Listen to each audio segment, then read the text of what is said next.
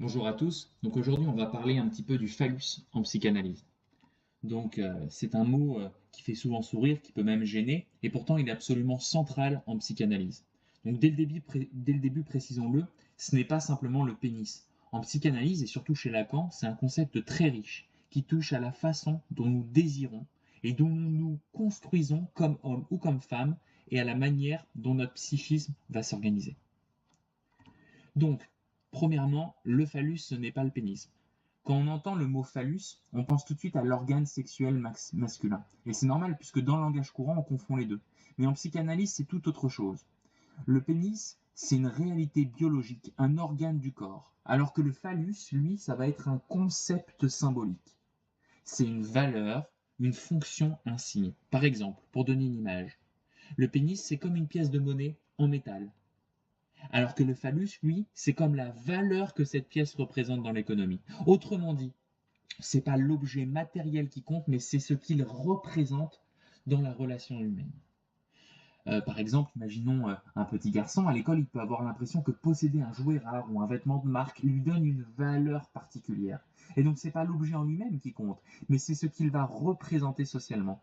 Le phallus, c'est un petit peu pareil, mais à un niveau beaucoup plus profond. C'est ce qui représente le manque, le pouvoir symbolique et le désir dans l'ordre psychique.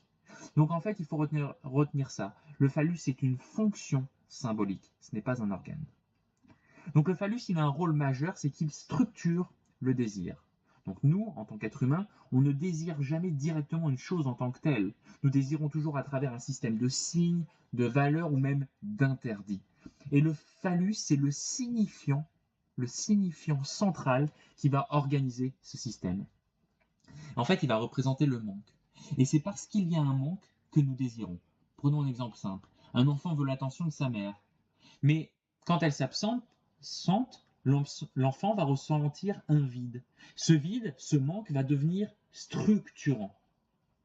Et l'enfant va chercher à combler ce manque, à comprendre ce qui intéresse la mère, ce qu'elle désire elle. Et c'est là que le phallus intervient. En fait, le phallus va symboliser ce quelque chose qui manque, qui fait tourner le désir. Donc le phallus, ce n'est pas l'objet du désir, mais c'est le signifiant qui va organiser le désir.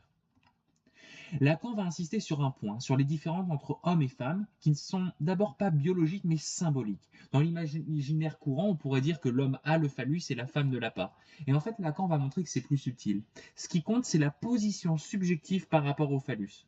Le sujet masculin, lui, va s'organiser souvent comme celui qui veut avoir le phallus, c'est-à-dire incarner la valeur désirée, être celui qui va satisfaire et celui qui a la puissance symbolique.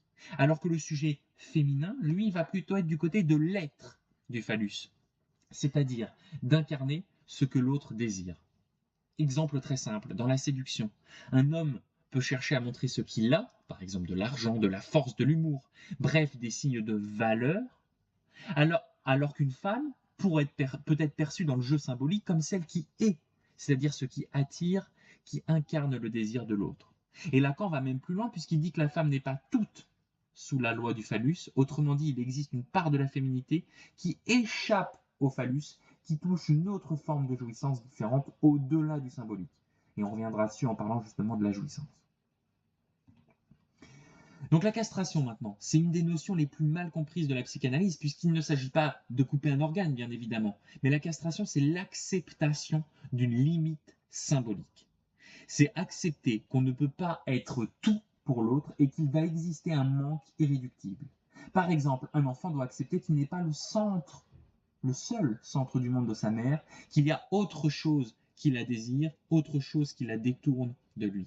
Cette expérience, elle est douloureuse, mais elle est structurante.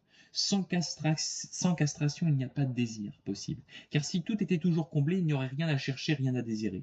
En clair, la castration installe le manque, et le phallus vient symboliser ce manque. Donc pour comprendre comment le phallus fonctionne, il faut voir aussi les trois registres que Lacan a théorisés. Le premier, c'est l'imaginaire. L'imaginaire, c'est le monde des images, des apparences, des identifications. Par exemple, l'enfant qui se reconnaît dans le miroir et qui se croit complet. Le phallus imaginaire, c'est donc une image de puissance comme une sorte de trophée qu'on croit posséder. Par exemple, un adolescent qui croit qu'avoir la voiture la plus chère ou les baskets les plus rares vont lui donner une valeur absolue. Ensuite, on a le symbolique. C'est le monde du langage, des règles et des lois. Ici, le phallus devient un signifiant. Il n'est plus une image, mais c'est une valeur inscrite dans un système de langage. Par exemple, dans une famille, l'interdit de l'inceste posé par le père. Cette règle donne une structure et elle dit ce qui est permis et ce qui n'est pas. Et enfin, on a le réel. Le réel, c'est ce qui échappe au langage, qui ne peut pas être symbolisé. C'est l'expérience brute, parfois traumatique, parfois une jouissance intense qui ne trouve pas de mots. Exemple, une douleur insoutenable ou au contraire une expérience de jouissance mystique qu'on n'arrive pas à exprimer. Et le phallus va circuler entre ces registres, puisqu'il va d'abord être imaginaire, c'est-à-dire une illusion de complétude, puis il deviendra symbolique grâce à la loi et au langage, et enfin il se heurtera parfois au réel, là où le désir touche une limite impossible. Donc le phallus imaginaire, c'est l'illusion d'un objet qui rendrait complet, comme si posséder tel objet ou être aimé de façon absolue allait combler définitivement le manque. Exemple, l'enfant qui croit que s'il a tel jouet, il sera enfin heureux pour toujours. Et le phallus symbolique, lui, sera le signe du manque qui est inscrit dans le langage, c'est-à-dire comprendre qu'aucun objet réel ne comble tout, mais que ce manque est constitutif du désir. Par exemple, l'adulte qui comprend que même en ayant un bon salaire, une belle maison, il restera toujours un manque, et ce manque, loin d'être une malédiction, est ce qui fait que son désir reste vivant. Le passage de l'imaginaire au symbolique se fait grâce à l'Oedipe et à la castration. L'enfant comprend qu'il n'est pas tout pour sa mère, qu'il y a une loi symbolique qu'on appelle le nom du père, et qu'il accepte de renoncer à une complétude imaginaire pour entrer dans le monde du désir humain.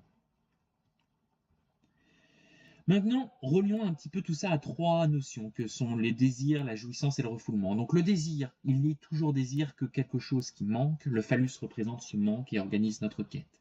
Et par exemple, même quand on obtient ce qu'on voulait, le désir repart ailleurs vers un nouvel objet. Ensuite, on a la jouissance. Et Lacan va distinguer la jouissance phallique, qui est réglée par la loi symbolique, et une jouissance autre, au-delà du phallus, souvent reliée au féminin. Cette autre jouissance échappe au mot, elle relève du réel. Par exemple, une extase mystique ou une expérience corporelle qui dépasse la sexualité ordinaire. Et enfin, le refoulement qui est le mécanisme qui met hors conscience des représentations insupportables, souvent liées à la castration ou à l'Oedipe. Et ce qui est refoulé reviendra sous forme de symptômes, de rêves ou même de lapsus. Le phallus est donc au cœur de toutes ces dynamiques. Il est ce qui permet au désir de se structurer, ce qui limite la jouissance et ce qui déclenche le travail du refoulement. Donc, comment le phallus fonctionne dans les grandes structures cliniques? Donc déjà, on a la névrose. Ici, la castration va être acceptée symboliquement, mais refoulée. Le phallus joue son rôle de signifiant du manque. Le symptôme est donc une manière détournée de parler de ce qui manque. Par exemple, un obsessionnel qui passe des heures à vérifier que la porte est fermée, alors qu'au fond, il lutte contre l'angoisse de perdre quelque chose d'essentiel. La perversion, ici, le sujet va refuser la castration et il va la mettre en scène. Le phallus peut être exhibé, montré, transformé en un objet concret. Par exemple, l'exhibitionnisme qui veut prouver qu'il a le phallus, qu'il détient ce qui manque. Et enfin, la psychose, ici, le phallus symbolique est fort clos, c'est-à-dire qu'il n'a pas trouvé sa place dans le symbolique.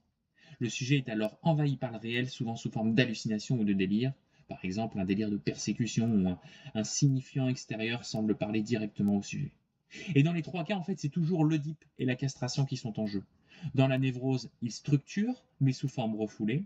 Dans la perversion, ils sont déjoués. Et dans la psychose, ils manquent radicalement. Enfin, on peut parler du complexe d'Oedipe en psychanalyse. Et c'est ce moment où justement l'enfant va découvrir qu'il n'est pas tout pour sa mère. Il va la désirer, mais il va se heurter à une limite, la présence du père, ou plus largement ce qu'on appelle donc la fonction paternelle qui vient poser la loi.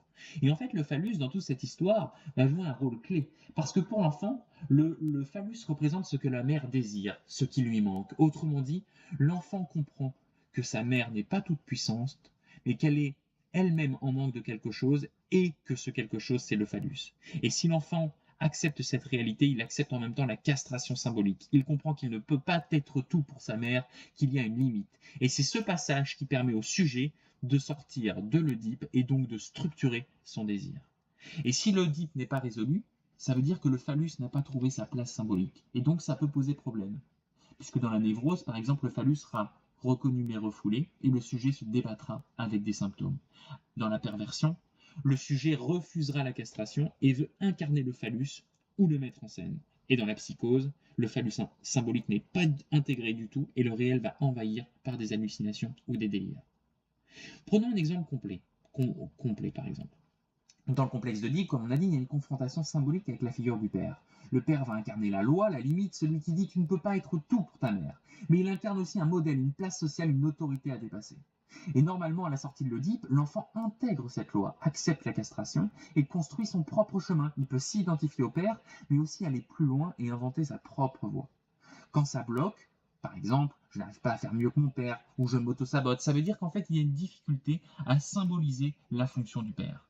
Et au lieu que le père soit intégré comme une étape, une loi qui permet de se structurer et de prendre ensuite son propre élan, il peut rester comme une figure écrasante, voire indépassable. Et là, typiquement, c'est une trace d'Oedipe qui n'a pas été résolue. Donc le phallus, on l'a dit, c'est le signifiant du manque et du désir. Dans l'Oedipe, l'enfant comprend que le phallus est ce qui va manquer à la mère, ce n'est pas lui qui va la combler totalement. Le père va être celui qui va l'incarner ou qui va le représenter pour la mère. Et si cette étape n'est pas bien intégrée, le sujet peut rester coincé dans une rivalité directe avec le père. Soit il voudra être le phallus pour la mère, et il s'épuisera dans cette quête, soit il se sent condamné à ne pas l'être, et il s'auto-sabotera, comme si le phallus restait pour toujours du côté du père, inaccessible. Et donc sortir de cette impasse, c'est justement ce que le travail analytique permet, c'est-à-dire accepter qu'on n'a pas à être le phallus du père, et accepter que le phallus est un signifiant symbolique, et donc que chacun peut inventer sa propre façon d'incarner le désir et sa propre place. En conclusion, qu'est-ce qu'on peut retenir? Le phallus n'est pas le pénis, c'est un signifiant, une fonction symbolique. Ensuite, il structure le désir en représentant le manque. Ensuite, les positions masculines et féminines se définissent par rapport au phallus, mais pas par rapport à la biologie. La castration est donc la limite symbolique qui rend possible le désir. Le phallus pourra donc circuler entre l'imaginaire, le symbolique et le réel. Le passage du phallus imaginaire au phallus symbolique est ce qui va nous faire entrer dans le langage et dans le désir. Le phallus est lié au désir, à la puissance et au refoulement. Et enfin, selon la façon dont le phallus est intégré ou pas, on peut retrouver trois grandes structures cliniques, la névrose, la perversion et la psychose. En somme, le psychanalyse, c'est la clé qui nous permet de comprendre le désir humain, ses limites et ses déviations.